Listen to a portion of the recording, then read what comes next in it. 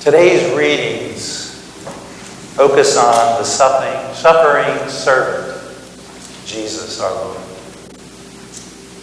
And Jesus said to them in the gospel, "You do not know what you are asking. Can you drink the cup that I drink? For the Son of Man did not come to be served, but to serve, and to give his life as a ransom for many."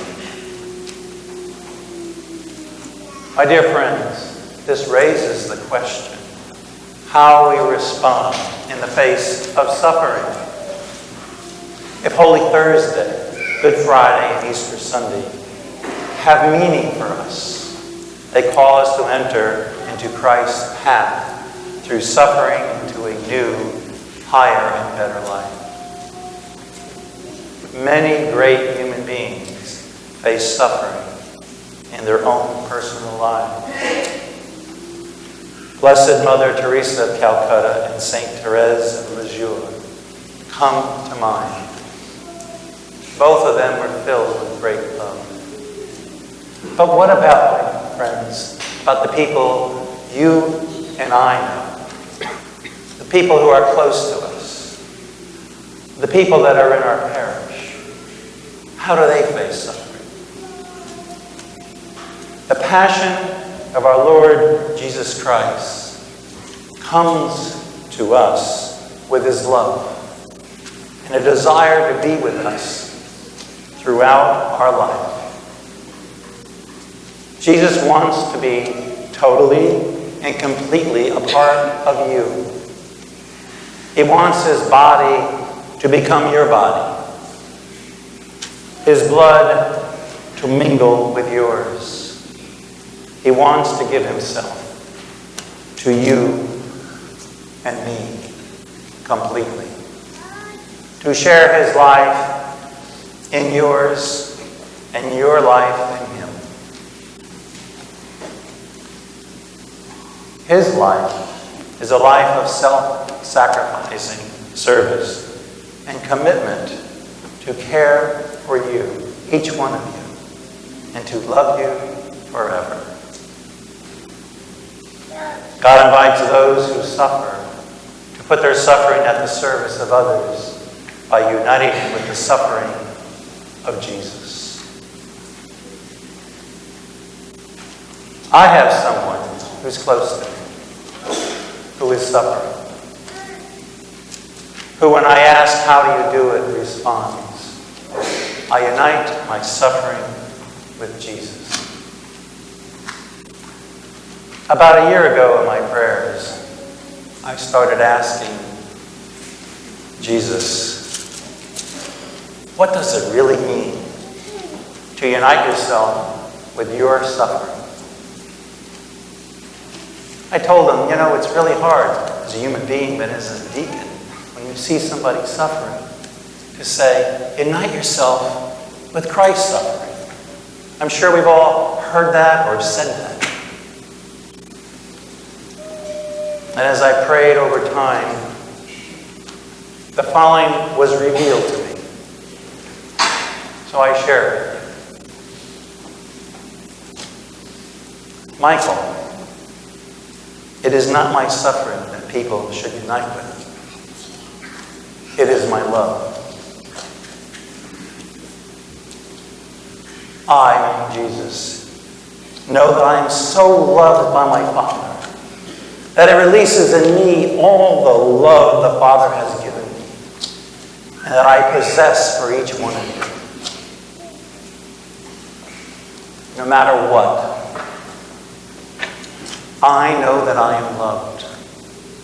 And because of that of love, I can embrace the will of my Father to offer all of me to him. Think about it, my friends. How could Jesus handle all that suffering in his life, in his passion, in his death, in his crucifixion?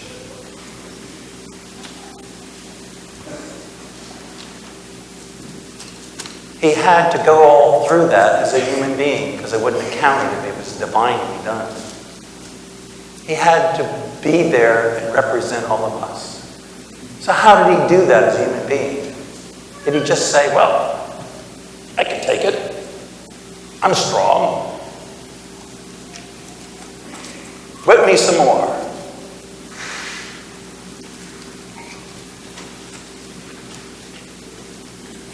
Or was it because he knew and embraced that he was so loved and loved us so much that he could do anything for his Father? And I suggest to you, my dear friends, that the way he got through his suffering was because he loved so much. Every insult, betrayal, rejection, falsehood, scourging, and crucifixion was met with love. He was able to embrace it all for love of his Father and for us. Parents can become aware of this type of love. They want to make any sacrifice for their children, as do loving spouses and friends. So when you look at the crucifix, do you see suffering, or do you see the totality of love?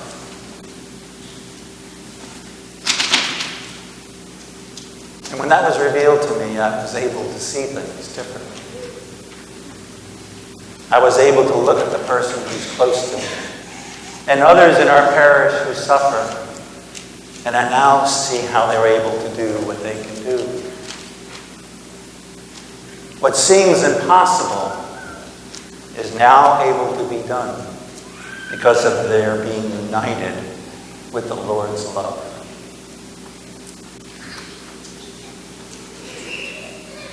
They do indeed suffer. But oh, how they love. So I invite you, my dear friends, to look closely. And you will find someone who suffers with that type of love. Maybe in your parish, where you work, in your family. They're here.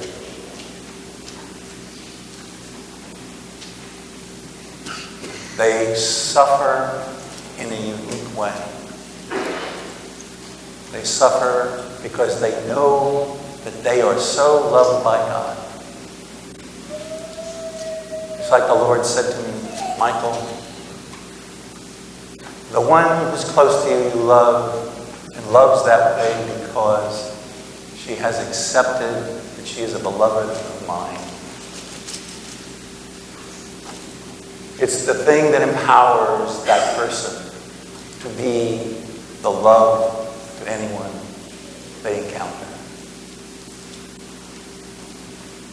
Michael, you're still struggling to become my beloved, to feel and embrace all the love I have for you.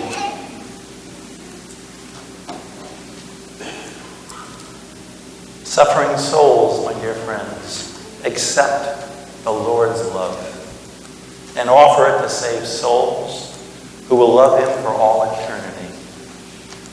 This is very pleasing to Jesus and his Father. Suffering is the currency of love. And every act of love, every suffering joined to Jesus through love will shine forever. So, my dear friends, I invite you to share with people, especially when they're suffering. They should unite their suffering with Jesus' love. Because if they can do that, it will enable them to view their suffering through that love and release all the love that's within them that they can share with everyone around them. And this will help them to have a new meaning for their suffering. Praise be Jesus Christ. Now and forever.